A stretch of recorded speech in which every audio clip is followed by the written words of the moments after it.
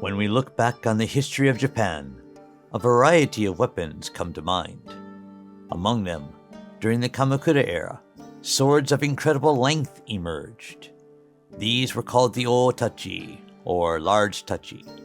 Some of these still exist today, enshrined in Japanese shrines. At a glance, you might think they were merely decorative or used in ceremonies. However, while some were dedicated to shrines, they were also actively used in battles during the Warring States period. The Ootachi, as the name implies, is a large sword. Its blade length is about 35.4 inches or more. There are records of some reaching even 10 feet in length. The typical blade length of the Katana that samurai commonly used was about 27 inches, making the Ootachi immense in comparison to the average height of the Japanese people of the time, and they weighed between 5.5 to 17.5 pounds. They weren't primarily weapons for infantry. They were designed for cavalry combat, harnessing the momentum of a galloping horse to strike down infantry or engage enemy riders. Some highly skilled warriors, confident in their strength, also used them in hand-to-hand combat, capitalizing on their reach to attack mounted enemies. At times, these swords, even surpassing the height of the wielder, dominated the battlefield. The emergence of the Ootachi in Japan can be traced back to the late Kamakura period. This was sparked by the invasions from the Mongol Empire, events known as the Genko invasions. In 1274 and again in 1281, the Mongols attempted to invade Japan. They brought with them an astounding force of 30,000 men in the first attempt and 100,000 in the second. Although Japan managed to repel these invasions, the shortcomings of their battle tactics were highlighted. Traditionally, Japanese battles were characterized by individual mounted combat or one-on-one cavalry duels. However, such tactics proved ineffective against the Mongol army who employed group warfare. This form of combat had foot soldiers surrounding and combating individual cavalry with spears. Japan found it challenging to counter this approach.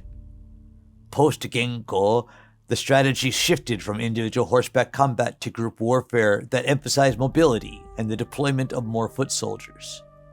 Accordingly, weapons transitioned from bows and arrows to close combat using naginata and tachi. Even soldiers with limited training could now engage in combat using the spear, making it a preferred weapon for the lower-ranking infantry.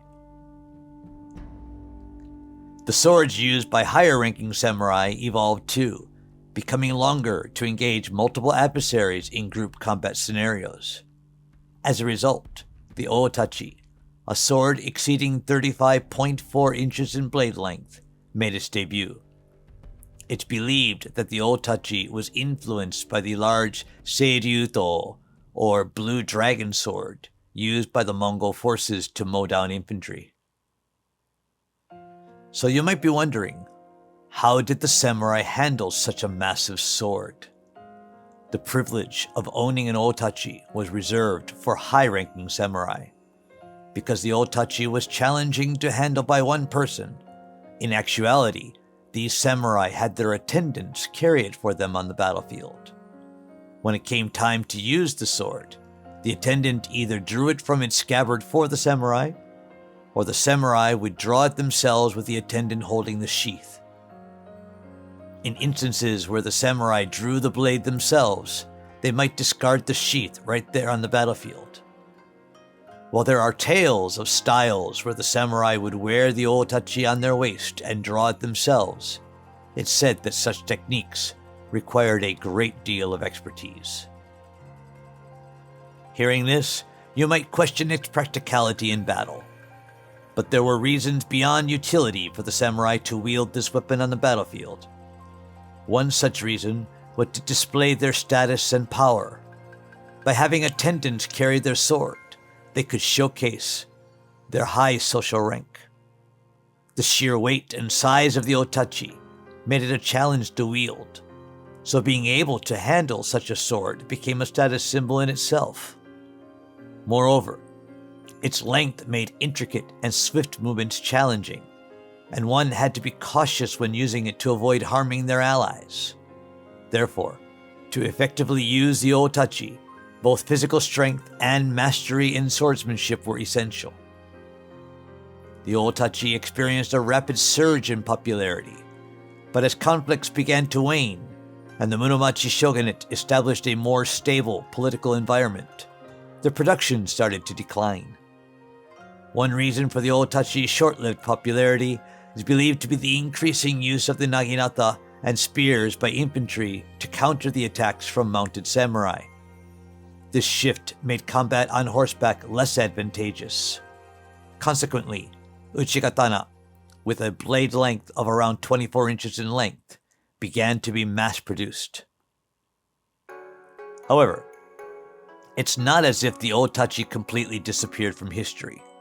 They made a comeback after the ignition of conflict in the Warring States period by the Onin War. Records show that the Asakura clan formed a battalion known as the Rikishitai, consisting of enormous, towering warriors, and equipped them with the Ootachi. Among the Asakura vassals were the brothers Magara Naotaka and Magara Naosumi.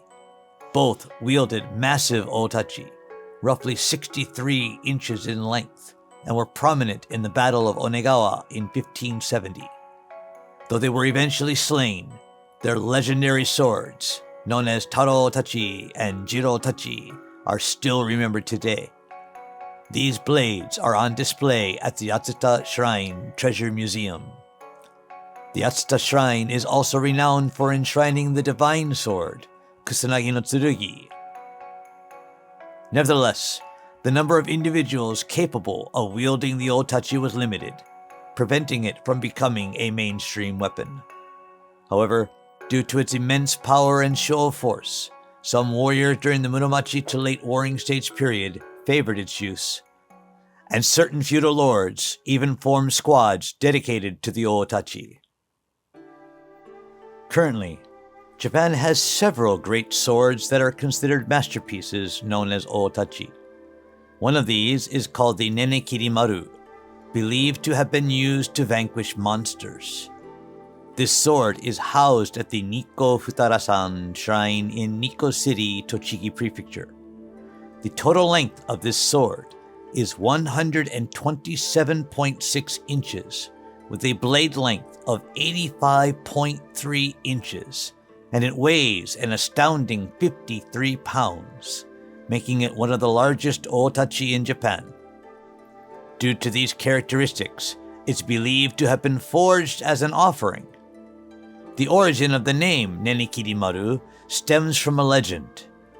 According to folklore, this very sword autonomously unsheathed itself and struck down a monster called Nene that dwelled in the Nenegazawa within the Nikko mountain. The true nature of this Nene is debated. Some theories suggest it's the renowned Japanese monster Kappa, while others posit it's a representation of a natural disaster personified as a monster. This Ootachi is believed to have been forged during the Nambokucho period, but its maker remains a mystery. There's a theory that it might have been crafted by Sanjo Munechika, the renowned smith behind one of the Tenka Goken, 5 swords under heaven, the Mikazuki Munechika. As per tradition, this sword is displayed atop the skin of a deer, caught in the mountains during an annual festival held in April at the shrine, a tradition that's been ongoing for over 1,200 years. The Haja no Ontachi, crafted during the Edo period, is recognized as the largest sword in Japan. In the late Edo period, particularly in Shiomatsu City, Yamaguchi Prefecture, where the Hanaoka Hachimangu Shrine is located, the philosophy of Sonno Joi was prevalent, especially among the samurai and local residents.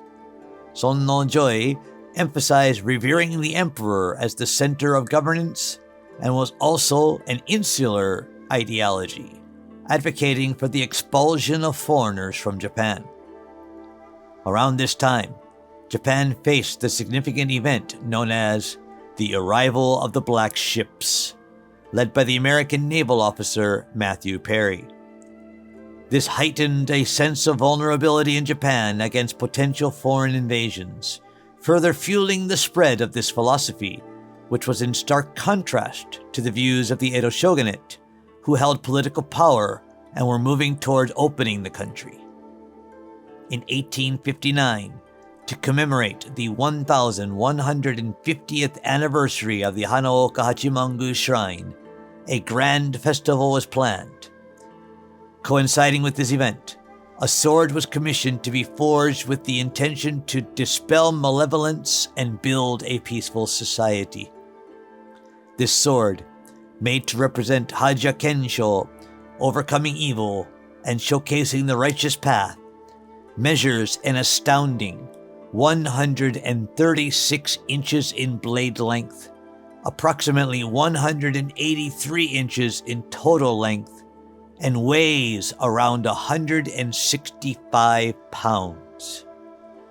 To this day, it is heralded as the largest sword in Japan. This magnificent blade remains enshrined at the aforementioned shrine and is unveiled to the public only once a year, during a festival held in November.